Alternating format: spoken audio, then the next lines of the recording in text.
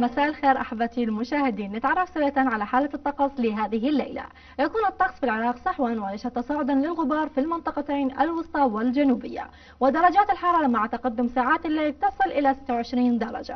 أما درجات الحرارة لبعض المحافظات العراقية بداية في البصرة 43 درجة، المثنى 43 كذلك، وفي ميسان 44، كربلاء 40، وفي واسط 42 درجة، صلاح الدين 40، أخيرا في دهوك 38.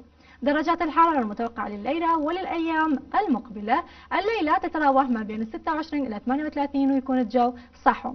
يوم الجمعة ما بين 29 إلى 43 ويكون الجو مشمس. يوم السبت ما بين 28 إلى 43 ويكون الجو مشمس. يوم الأحد ما بين 29 إلى 43 ويكون الجو أيضا مشمس. أما الرياح شمالية غربية معتدلة السرعة تتراوح ما بين 20 إلى 30 كيلومتر بالساعة، ونسبة الرطوبة ما بين 30 إلى 35%. كمية الأمطار 0 ملم.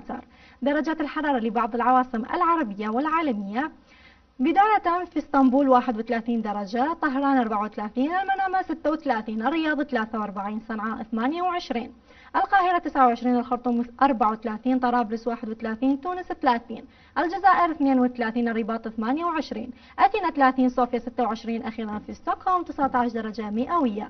أما موعد شروق الشمس ليوم غد في مدينة بغداد فسيكون الساعة 5:01.